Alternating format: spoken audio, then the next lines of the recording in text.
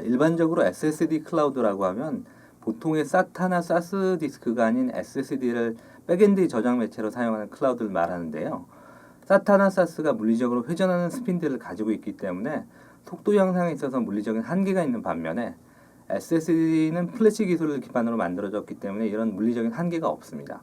통상의 SAS 디스크가 200에서 300 정도의 IOPS를 보여주는 데 비해 SSD 디스크 하나가 5 내지 6만 IOPS의 성능을 낼 수 있는데 이는 SAS 디스크 한 개의 약 200배 정도의 속도에 해당합니다.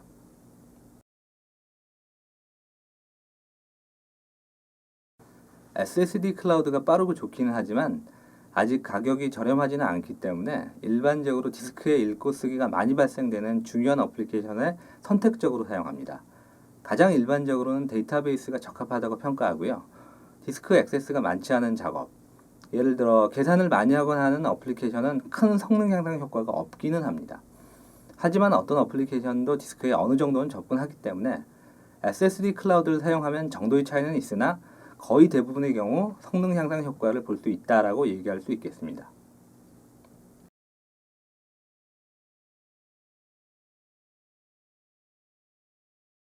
SSD 클라우드를 사용하게 되면 일반 클라우드의 장점을 그대로 활용할 수 있습니다. 일단 원하는 때 셀프 콘솔에서 바로 VM을 구동시킬 수 있고요. 하드웨어 장비를 구매하지 않고 원하는 만큼 서버의 수나 사양을 조정할 수 있습니다. 시간 단위로 요금이 계산되어 후불 정산하게 되어 있기 때문에 하드웨어 투자에 대한 부담이 없이 서버를 늘렸다가 필요 없어지면 바로 삭제할 수 있고요. 이미지를 만들어 놓으면 이후 해당 이미지로부터 동일한 서버를 복제해서 실행할 수도 있을 것이고, 방화벽이나 웹방화벽, L4 스위치, NAS 등도 클라우드에서 제공하는 것을 일정 비용만 내고 빌려 사용할 수 있습니다. 만약 이런 장비들을 모두 구매하거나 임대하고 구성하려면 설치와 설정에만 상당한 시간이 걸릴 것이고 비용도 만만치 않습니다. 마지막으로 클라우드 인프라는 서비스 제공자가 관리하기 때문에 기본적인 네트워크, 스토리지, 서버에 대해서 충분한 성능과 가용성이 나오도록 구성하게 되어 있고 혹시 발생하게 될 장애에 대해서 미리 확인하여 조치할 수 있다는 것도 장점입니다.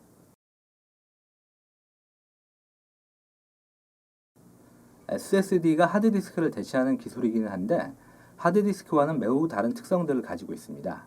일단 SSD는 플래시 기반이기 때문에 쓰기 횟수에 제한이 있고요. 이 횟수를 모두 소진하게 되면 더 이상 사용할 수 없게 비활성화됩니다. 또 쓰기 전에는 반드시 해당 영역을 지워야 하는데 이 영역은 하나의 셀이 아니라 여러 개를 묶어서 지우는 구조입니다. 이러한 특성 때문에 전체 셀을 고르게 읽고 쓰기 위해 FTL이라는 단계에서 블록의 주소를 바꾸어서 사용하게 되는데요. 이 단계의 방식 차이로 인해 각 업체마다 성능 차이가 발생하게 됩니다. 또한 레이드 컨트롤러로 SSD를 묶게 되는 경우 컨트롤러 자체의 성능 문제가 있고요. SSD를 하드디스크처럼 취급하면서 생기는 문제, 트림 등 매우 많은 이슈가 있습니다. 또한 컨트롤러도 잘 호환되는 SSD 종류가 있어서 SSD를 사용하시려면 이런 점들을 모두 고려한 시스템 구성을 해야 됩니다. 만약 컨트롤러와 SSD가 잘 호환되지 않으면 성능이 잘 나오지 않는다든가 또는 성능이 잘 나오다가 갑자기 매우 낮아지는 등의 증상을 보일 수 있습니다. 또 OS의 파일 시스템이나 캐시 정책, 커널의 I/O 스케줄러, 블록 사이즈 등도 SSD의 성능에 지대한 영향을 미칠 수 있습니다. 따라서 기술적으로 이런 부분들을 모두 충족하기 어렵다면 클라우드의 SSD 상품을 사용하는 것도 한 방법입니다. SSD 클라우드 상품은 내부적으로 이런 특성들을 모두 감안한 하드웨어 인프라를 이미 구축해 두었기 때문에 사용자가 들어와서 VM을 생성하기만 하면 최적화된 설정으로 SSD VM을 실행시킬 수가 있습니다.